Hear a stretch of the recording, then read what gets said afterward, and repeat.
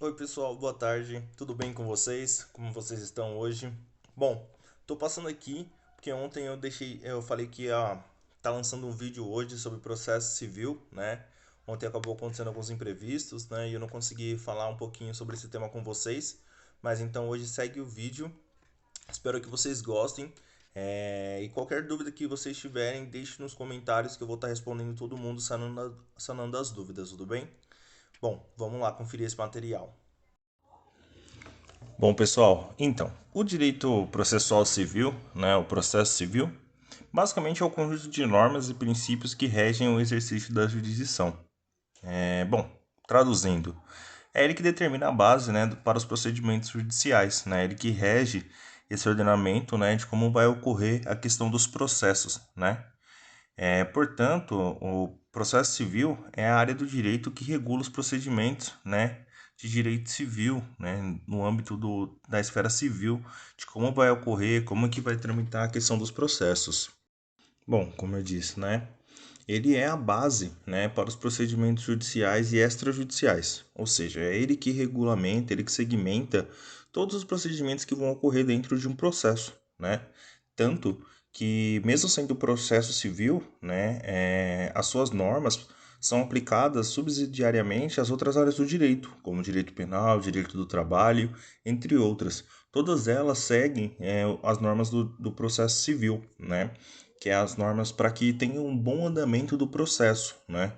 Quando um advogado, quando uma pessoa entra com um processo, ele tem que seguir certas normas para que isso possa ocorrer da melhor forma, que aquele processo possa ser um processo que não tenha nenhum tipo de vício, que não tenha nenhum problema, que não foge da regra, que não foge da lei, né? Para que esse processo não possa ser cancelado, não possa ser é, violado, né? Então, o processo civil ele serve como uma norma regulamentadora sobre esses processos, tá?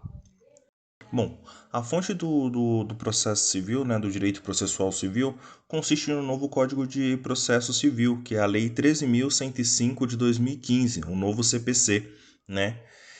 Nele a gente consegue encontrar as principais normas norteadoras do processo, né? Claro que ainda além do NCPC, também tem algumas regulamentações específicas na legislação, né? Que são algumas leis que vieram anteriores a ele, né? Mas a grande maioria das normas se encontra nesse NCPC, do novo processo civil, novo Código de Processo Civil, né, que é onde a gente consegue encontrar todos os princípios, todas as normas regulamentadoras para que um processo possa correr tranquilamente com celeridade. Bom, dentro desse processo civil, a gente tem algumas normas, né, alguns princípios que ele precisa seguir para que ele possa como que eu posso? Para que ele possa tramitar, que ele possa correr sem nenhum tipo de problema, né? E eu vou falar um pouquinho desses princípios para vocês, né? Bom, a gente tem o princípio da inafastabilidade da jurisdição, que é o quê? A inafastabilidade da jurisdição é o princípio que visa a garantia do direito fundamental ao acesso à justiça no direito processual civil. Né? Ele que dá o direito dos cidadãos poderem entrar com ações, né? No âmbito civil, né? Caso tenha uma ação que a pessoa não fique sem o direito de poder entrar com essa ação, né? Ou seja, então esse é o princípio que garante o direito ao acesso à justiça, né? Bom, o segundo princípio é o do juiz natural, né? O que é esse princípio do juiz natural? Ele visa garantir a legitimidade do órgão julgador, ou seja, ele visa garantir que o juiz que vai julgar o caso seja imparcial, que ele não tome nenhum dos lados, que ele seja neutro, para que ele possa julgar de acordo à lei, né? Para que ninguém seja lesado, certo? Então esse é o princípio do juiz natural. O terceiro princípio é o da assistência jurídica integral e gratuita, né? Bom, esse daqui já é bem mais simples, né? Até na própria fala dele já dá para do que ele se trata, né? Que é a assistência jurídica integral, ou seja, que todas as pessoas possam ter uma assistência jurídica durante todo o processo e também a gratuita.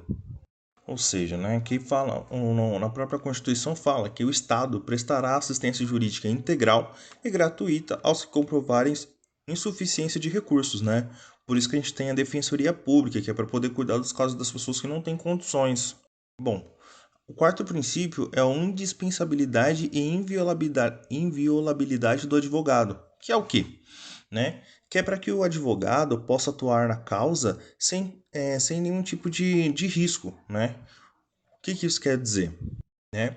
Na própria lei, no artigo 133 da Constituição Federal, fala: o advogado é indispensável à administração da justiça, ou seja, só com o advogado, é, caso em alguns excessos, é, a gente precisa do advogado para poder entrar com a justiça, né?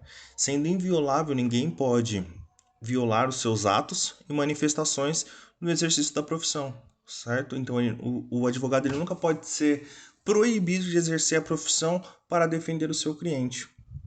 O quinto princípio é o princípio da celeridade ou duração razoável do processo, né? A explicação desse princípio ele é basicamente a impossibilidade de um processo estender indefinidamente, né? Ou seja, ele precisa ter um término, né? Mas também é na necessidade de se oferecer uma resposta satisfatória às partes em tempo hábil, ou seja, o processo ele não pode durar uma vida toda, né? E ele precisa ter uma resposta, né? Que sane os problemas de ambas as partes. Então, esse é o quinto princípio. E o sexto princípio é o princípio do devido processo legal. Né? O princípio do devido processo legal é a necessidade das garantias das partes serem resguardadas durante o processo, né? Ou seja, ninguém pode ser privado da sua liberdade ou de seus bens sem o devido processo legal, né? Tipo, ninguém pode ser considerado culpado ou ter as suas coisas violadas sem que ocorra um processo, né? Sem que ocorra o processo, sem que ocorra todo o processo, né? E aí sim, no final, a pessoa seja culpada ou não, entendeu? O sétimo princípio é o princípio da isonomia ou igualdade de tratamento, né? Que é o princípio onde todas as partes devem ser tratadas de igual, né? Por essa razão também ele é conhecido como o princípio da igualdade, né?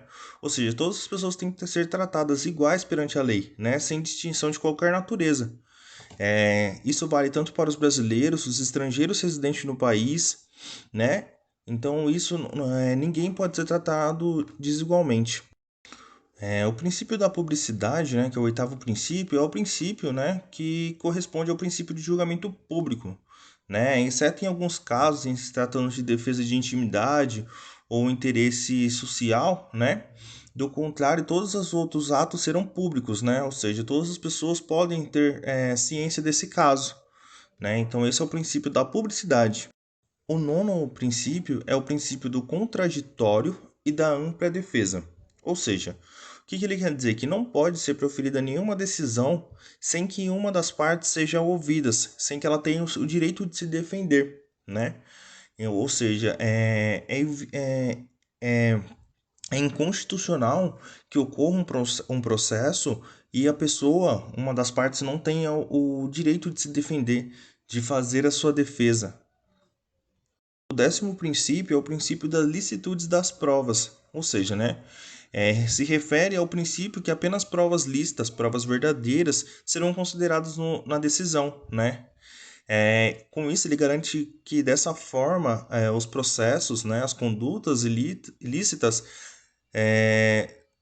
não possam ser utilizadas para a obtenção de provas, né? Não se pode forjar provas, né?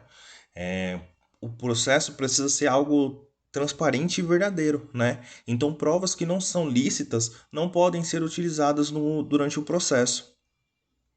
Bom, gente, eu falei um pouquinho sobre os 10 princípios do processo civil. Espero que vocês tenham conseguido entender. Caso tenha alguma dúvida, pode deixar nos comentários que eu vou explicar todo mundo. Espero que tenham gostado.